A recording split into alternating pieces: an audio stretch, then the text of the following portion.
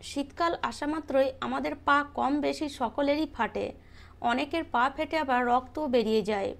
যদি আমরা আমাদের শরীরের বা স্কিনের বেশি অযত্ন করি তাহলে কিন্তু পা ফেটে আমাদের রক্ত বেরিয়ে যায়।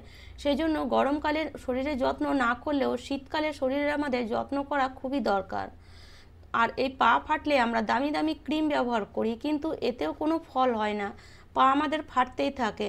তাই আজ আমি আপনাদের জন্য নিয়ে এসেছি একদম ঘরোয়া পদ্ধতি। যদি আপনারা এটা ইউজ করেন তাহলে কিন্তু খুব ভালো ফল দেবে। 3 থেকে 4 দিনের মধ্যেই রেজাল্ট পাবেন, আর আপনাদের পয়সাও খরচা করতে লাগবে না। তো দেখুন, তার জন্য এখানে আমি নিয়ে নিয়েছি পুঁই পাতা।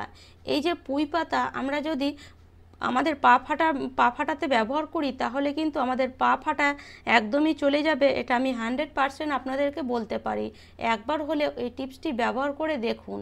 তো কিভাবে ব্যবহার করতে হবে তার জন্য অবশ্যই পুরো ভিডিওটা দেখবেন, না দেখলে কিন্তু কিছুই বুঝতে পারবেন না। তো দেখুন, এখানে আমি মোটামুটি 10 থেকে 12 পিস পুঁই পাতা নিয়ে নিয়েছি। আর এটা আশা করি এই শীতকালে সকলেরই বাগানে থাকে, না থাকলে বাজারে খুব সহজেই পাওয়া যায়। এবার এই পুঁই পাতাটাকে ভালো করে টুকরো করে একটা হামাদিস্তার মধ্যে নিয়ে নিলাম। ভালো করে এটাকে থ্যাতো করে নেব যতটা সম্ভব। খুব ভালো মতন এটাকে থ্যাতো করে নিয়েছি। আর খুব তাড়াতাড়ি থ্যাতো হয়ে যায়, যে খুব কষ্ট হয় থ্যাতো করতে এমনও কিন্তু নয়। এবার এই থ্যাতো করা পুঁই পাতাটাকে নিয়ে নেব একটা বাটির মধ্যে। তো এইভাবে একটা প্লাস্টিকের বা একটা কাঁচের বাটি নিয়ে নিতে পারেন। সেখানে এই পুঁই পাতাটা দেখুন খুব ভালো মতন থেতো করে নিয়ে নিয়েছি। তার সাথে দিয়ে দিলাম 1 চামচ পরিমাণে চিনি, আর 1/2 চামচ পরিমাণে খাবার সোডা, সামান্য একটু হলুদের গুঁড়ো। এবার এই সব জিনিসগুলোকে ভালো করে মিশিয়ে নেব। আর হলুদ, খাবার সোডা, চিনি এর যে গুণাগুণ সেটা আশা করি আপনাদের বলতে লাগবে না। চিনি আমাদের স্ক্রাবারের কাজ করবে, আর হলুদ তো অ্যান্টিসেপটিক, এটা কিন্তু পা ফাটা দূর করতে খুবই ভালো সাহায্য করে। আর পুঁই পাতার মধ্যে যে ল্যাল ল্যাল ভাবটা থাকে সেটা কিন্তু আমাদের পা ফাটা কভার করতে খুব ভালো সাহায্য করে। পা ফাটলে দেখবেন অনেক সময় ব্যথা করে, রক্ত বেরিয়ে যায়, সেগুলো কিন্তু এই পুঁই পাতা যদি ব্যবহার করেন একদমই হবে না। তো এভাবে ভালো করে মিশিয়ে নিয়ে এবার আরেকটা এখানে রেমেডি তৈরি করব। তো তার জন্য দেখুন, এখানে আমি নিয়ে নিয়েছি একটা ছোট্ট কাঁচের বাটি। তার সাথে দিয়ে দিলাম একটা পাতা শ্যাম্পু। 1 টাকা দামের একটা পাতা শ্যাম্পু দিয়ে দেবেন। তার সাথে দিয়ে দিলাম 1 চামচ পরিমাণে খাওয়ার সোডা। তো দুটো জিনিসকে খুব ভালো মতন মিশিয়ে নেব। এগুলো আশা করি খরচা করতে খুব বেশি পয়সা লাগবে না। তো খুব ভালো মতন কিন্তু জিনিস দুটো মিশে যাবে। এবার এখানে দিয়ে দেব কিছুটা পরিমাণ লেবুর রস। তো এইভাবে আমি এখানে আধখানা থেকে একটু কম সাইজেরই লেবু নিয়েছি। লেবুর থেকে রসটাকে যতটা সম্ভব ততটা নিগড়ে এখানে দিয়ে দিচ্ছি, মানে লেবুরটাতে যতটা রস আছে ততটা এখানে নিগড়ে দিয়ে দিচ্ছি। তো মোটামুটি 1 চামচের মতন লেবুর রস নিলেই কিন্তু হয়ে যাবে।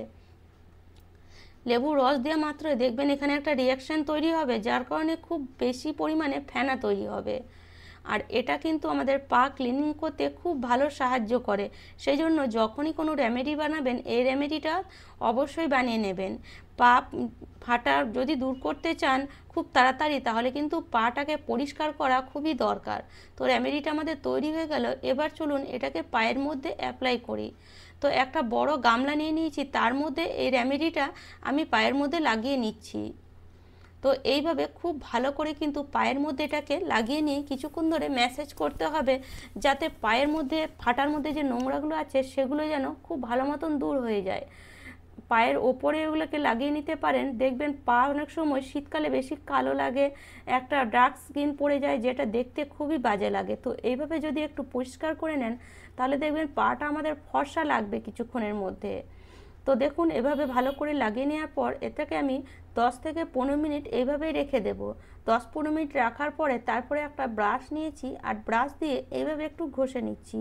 তো একটু নরম সাইজেরই ব্রাশ নেবেন, খুব বেশি শক্ত ব্রাশ নেবেন না, এতে কিন্তু ফাটা জায়গাগুলো আরও বেশি ফেটে যাবে, মানে ফাটা জায়গাগুলো ব্যথা করতে শুরু করবে যদি শক্ত ব্রাশ ব্যবহার করেন। সেই জন্য এরকম একটু নরম ব্রাশ দিয়ে যতটা সম্ভব ভালো করে ঘষে নেবেন। কিছুক্ষণ রেখে দিলে আমাদের পায়ের মধ্যে যে নোংরাগুলো আছে সেগুলো ভালো মতন ফুলে যায়। তারপরে যদি এটাকে পরিষ্কার করেন খুব বেশি সময় লাগবে না। এবার একটু উষ্ণ গরম জলে পাটাকে ভালো করে এইভাবে একটু দোলে দোলে পরিষ্কার করে নেবেন। যেহেতু শ্যাম্পু ব্যবহার করেছি এখানে আমরা, সেজন্য পাটাকে ভালো করে পরিষ্কার করে নিয়ে খুবই দরকার। তারপরে পাটাকে ভালো করে মুছে একদম শুকিয়ে এই যে আমরা পুঁই পাতা যে রেমেডিটা বানালাম এটা এবার পায়ের মধ্যে আমরা অ্যাপ্লাই করব। তো কিভাবে লাগাবেন, এটাকে কিন্তু দিনের বেলায় লাগাবেন। রাতের বেলায় লাগালে কি হবে, বিছানায় যদি শুয়ে পড়েন তাহলে বিছানা নোংরা হয়ে যাবে। সেই জন্য দিনের বেলায় এটাকে দুপুরবেলায় যখন আপনারা রান্নাবান্না সেরে বসেন তখন পাটাকে পরিষ্কার করে তারপরে এভাবে এটাকে লাগিয়ে নিতে পারেন। এবার এটাকে পুঁই পাতাটাকে ভালো করে এভাবে পায়ের মধ্যে লাগিয়ে একটু কিছুক্ষণ ধরে ম্যাসেজ করে নেবেন। এইভাবে দেখুন যেমন আমি লাগাচ্ছি ঠিক সেরকমই পায়ের মধ্যে খুব ভালো করে এটাকে লাগিয়ে এইভাবে কিছুক্ষণ ধরে ম্যাসেজ করে নিতে হবে। আর ফাটা জায়গাগুলোতে বেশি করে একটু লাগিয়ে নেবেন। পায়ের পাতার ওপরেও লাগাবেন, মানে পায়ের পাতার উপর দিকটাতেও লাগাবেন। এতে কিন্তু স্কিন পরিষ্কার হওয়ারও সম্ভাবনা থাকে। আমাদের পায়ের পাতাগুলো অনেক সময় কালো হয়ে যায়, শীতকালে বেশি কালো লাগে। এভাবে যদি পুরো পায়ের মধ্যে এটাকে লাগান, যে পায়ের কালো ভাবটাও কিন্তু অনেকটাই দূর হয়ে যাবে। তো দেখতেই পাচ্ছেন আমি পুরো পায়ের মধ্যে খুব ভালো করে কিন্তু এটাকে লাগিয়ে নিচ্ছি। আর এইভাবে লাগিয়ে এটাকে কিছুক্ষণ ধরে কিন্তু ছেড়ে দিতে হবে। মোটামুটি আধ ঘন্টা তো অবশ্যই রেখে দেবেন। আর যদি আপনাদের হাতে সময় থাকে তাহলে 1 ঘন্টা অবশ্যই ছেড়ে দেবেন। এতে কিন্তু এর মধ্যে যে রেমেডিগুলো আমরা ব্যবহার করেছি পায়ের ফাটার মধ্যে খুব ভালো মতন ঢুকে যাবে আর আমাদের পা ফাটা খুব তাড়াতাড়ি দূর হয়ে যাবে। তো দেখুন আমি একদম যতটা পুঁই পাতা নিয়েছিলাম সবটাই কিন্তু খুব ভালো করে পায়ের মধ্যে লাগিয়ে নিচ্ছি। এবার এটাকে এইভাবে লাগিয়ে আরেকটা কাজ করতে হবে, যে পায়ের মধ্যে পরে নিতে হবে দুটো প্লাস্টিক।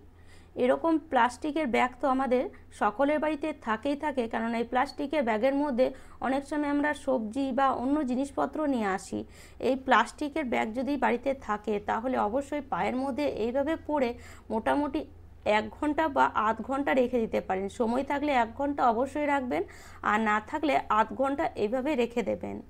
এইভাবে রেখে দিলে কি হবে, পাটা দেখবেন কিছুক্ষণের মধ্যে ঘামতে শুরু করবে। আর প্লাস্টিকের বদলে যদি কাপড় ব্যবহার করেন তাহলে কিন্তু হবে না।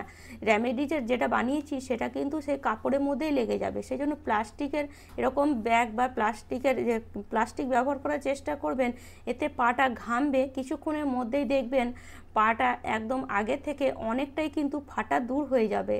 তো আধ ঘন্টা রাখার পরে বা 1 ঘন্টা রাখার পরে এবার এটাকে মানে আপনারা খুলে তারপরে পাটাকে খুব ভালো করে পরিষ্কার করে নিতে পারেন। তো দেখুন এখানে আমি বেশিক্ষণ আপনাদের কাছে শেয়ার করবো বলে বেশিক্ষণ রাখিনি, আমি 10 মিনিটের মতন ছেড়ে দিয়েছিলাম। তারপরে আমি আপনাদেরকে দেখাচ্ছি আমার পাটা কতটা পরিষ্কার হয়েছে। দেখুন 10 মিনিট পরে দেখুন আমি পাটা এবার ধুয়ে এসেছি, দেখতেই পাচ্ছেন পাটা আগে কেমন ছিল এখন কতটা দেখুন পাটা পরিষ্কার লাগছে। আর ফাটাটা দেখুন অনেকটাই কিন্তু দূর হয়ে গেছে। একদিন ব্যবহার করে যদি আমরা এরকম রেজাল্ট পাই তাহলে বুঝতে পারছেন 3 থেকে 4 দিন যদি আমরা এটাকে ব্যবহার করি তাহলে আশা করি আমাদের পা ফাটা আর আমরা দেখতে পাবো না। দেখতেই পাচ্ছেন খুব সুন্দর কিন্তু পরিষ্কারও হয়েছে আর পা ফাটাটা অনেকটাই কভার হয়ে যাচ্ছে। তো এইভাবে কিন্তু খুব সহজে আপনারা পা ফাটা দূর করতে পারেন। আর একটা জিনিস আপনারা এই রেমেডিটা লাগানোর পরে পাটাকে ভালো করে ধুয়ে মুছে তারপরে লাগিয়ে নিতে পারেন, সেটা হলো ভ্যাসলিন। পাটা এইভাবে রেখে দেবেন না, ভ্যাসলিন বা একটু তেল এইভাবে যদি একটু পায়ের মধ্যে ম্যাসেজ করে নেন তাহলে পাটা নরম থাকবে আর ফাটার সম্ভাবনা কমই হয়ে যাবে। পাটা যত নরম রাখবেন এই শীতকালে তত কিন্তু কম ফাটবে। তো এইভাবে ভ্যাসলিন অবশ্যই একটু লাগিয়ে নেবেন, বা না থাকলে একটু তেল এইভাবে লাগিয়ে পাটাকে তারপরে আপনারা পায়ের মধ্যে চটি বা মোজা পরে ফেলতে পারেন। তো এইভাবেই কিন্তু খুব সহজে আমরা আমাদের পায়ের যত্ন নিতে পারি এই শীতকালে।